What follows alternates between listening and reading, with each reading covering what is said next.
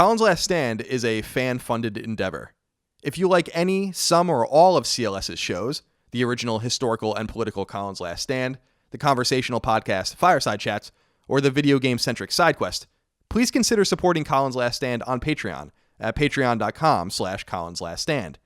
Doing so can net you lots of cool perks, like determining topics for future videos, early access to podcasts, exclusive Q&As, producer credits, and much more. Thank you for your kindness, consideration, and generosity. Now, on to the show.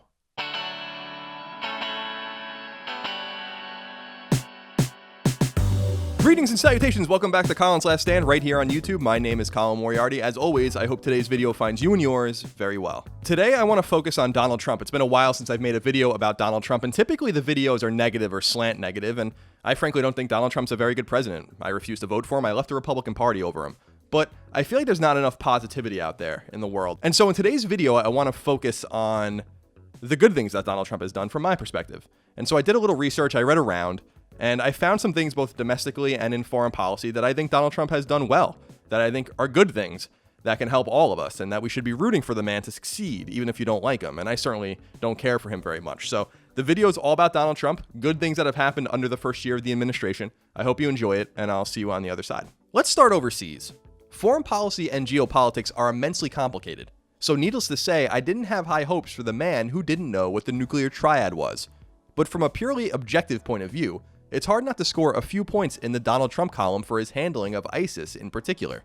ISIS, the terrorist organization President Barack Obama once referred to as the JV Squad, was, for several years leading up to Trump's unlikely win over Hillary Clinton, a true force to be reckoned with. This wasn't just a well-run terrorist organization. This was a group of thousands upon thousands of true believers that actually carved out their own country out of the sovereign land of two existing nations. The horror they inflict on anyone in their way is disgusting to even read about. Beheadings are just where it begins. It's a good idea to steel yourself before you jump into the rabbit hole of all ISIS has done in the past few years. Long story short, ISIS is horrific, and they needed to be dealt with. President Obama began the fight, but he did so reluctantly, and you can't really blame him. He was elected in 2008 in large part as a response to seemingly endless Middle Eastern wars, and as he showed with the so-called Red Line in Syria, he had no appetite to commit America's sons and daughters to the conflict. So things were slower going, and progress was frustratingly glacial. Yet, under President Trump's leadership, ISIS-controlled territory as of late last year was down from 23,300 square miles to 9,300 square miles. ISIS is also without its capital city, Raqqa, which fell a few months ago. The loss of ISIS's caliphate means that it's likely going to turn into your more typical Al-Qaeda-like terrorist organization, which brings with it a host of new challenges and dangers. But the chatter is loud and clear that Trump's changing of the rules of engagement, eliminating Obama-era guidelines on how the fight should be handled, and removing the handcuffs around the hands of the Pentagon has worked. Even Trump's fiercest adversaries admit that ISIS's in-progress demise is a massive win for the administration, and that success occurred faster than even the most knowledgeable experts expected. Add to this Trump's bold move of freezing money earmarked for Pakistan due to their rather open support of terrorism, and you have yourself an administration taking radical Islamic terrorism on head-on, which is awesome. What country was bin Laden captured in again? The Trump administration's stance on NATO, the North Atlantic Treaty Organization, is also worthy of applause, even though, like just about everything Donald Trump endeavors to do, the situation was indelicately handled. NATO is a Cold War relic, but an important one. It's a military alliance that tethers us to some of our closest political, social, and economic partners in the world, and remains a reliable bulwark against a resurgent Russian threat. For an organization stationed in Western Europe, ostensibly designed to protect Western Europe, you may be surprised to learn that not only does the US pay by far the most towards the alliance in raw money, GDP percentage, and overall percentage, but that 23 of the 28 member countries weren't meeting their financial obligations. Trump's twisting of various leaders' arms is slowly altering that reality, an important change since the US is often looked at as the global piggy bank. NATO countries are chipping in more since Trump went in on them. Funny what happens when these normally untouchable organizations are held to account.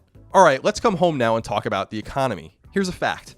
The US economy under President Trump is booming, perhaps the single most important indicator of success for any administration. Some of this bull market can certainly be attributed to President Obama's run, but in all honesty, that's not the entire story, or even most of it. You'll remember that there was plenty of fast and loose talk about how the economy would crumble under Trump, that business would decline, that the market would crash, that we'd lose jobs, that our 401ks would collapse. Well, I can't speak for you, but my business is thriving and my 401k gained 21% in value in 2017. It seems like this is the case across the country. The stock market is roaring. Unemployment is down. Pay is up. Bonuses are going out to employees. New manufacturing and energy jobs are springing back to life. It appears that business likes Trump just fine, which is, from my perspective, good news for all of us. It's all encapsulated in this inescapable stat. When Obama left, the growth of the American economy was 1.7% and shrinking. Today, it's nearly twice that and growing. Spin it how you want, Obama has nothing to do with that. Let's parlay all of this into talking about the Trump tax cuts, which for transparency's sake I was and am against, simply because the cuts add to the deficit long term, which is a non-starter for me. Nonetheless, I think it's great that Trump and his team tried to do something about our unwieldy and ridiculous tax code, and through all of the complaining about it from all rungs of society, the fact is that a vast majority of Americans watching this video right now are going to reap the benefits. Trump also came in and helped out American business by lowering corporate taxes and fostering a climate where businesses can bring home profits held overseas without confiscatory taxation. I found and own 2 businesses, and one thing I've learned during that time is that people who don't own businesses tend to not have the first idea of what they're talking about when it comes to taxes and regulations on businesses. Before I owned my first business, I sure didn't. So take it from me, and not from the person on Twitter conflating the tax rates Bill Gates pays in comparison to a secretary, the truest sign of business acumen. Businesses are too highly taxed in the US, these taxes stymie economic growth, and lowering the tax burden on job creators will help ameliorate static job addition. If you think American business doesn't pay its fair share, try running one, doing the books, and see if you feel the same way. President Trump has also made it a point to cut regulations to make the economic climate friendlier, and that too has been working wonders. You may remember that President Trump promised a rather meager 2-to-1 goal, meaning that for every new regulation put into place, 2 existing regulations needed to be eliminated. Well, as of mid-last year, that number was 16-to-1, and today it's more like 22-to-1. Trump has been making the case that, in 1960, the Code of Federal Regulations was about 20,000 pages, and it ballooned into nearly 200,000 pages over time. Now, I'm not one who thinks that all regulation is bad. That's not the case at all. But regulation, like taxation, often passes a point of reasonableness and becomes onerous. And when that point is reached, it's essential that something is done to stem the tide. In short, fewer regulations means it's easier to get things done. This isn't always a positive, but it often is.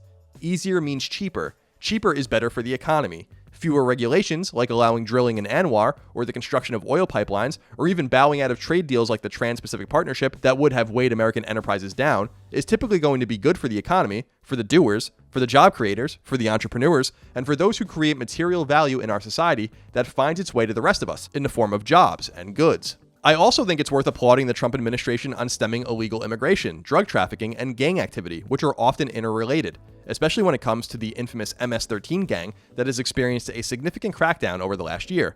No, I don't think that the so-called travel ban was a good idea, and I don't think we should be throwing out kids brought here as children, but I do think illegal immigration is a problem, and Trump's administration has done a great job of dealing with it.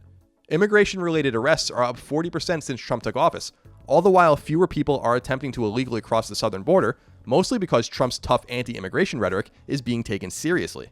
This has resulted in fewer deportations than under the Obama administration, a statistic few people know, but one that's no less true.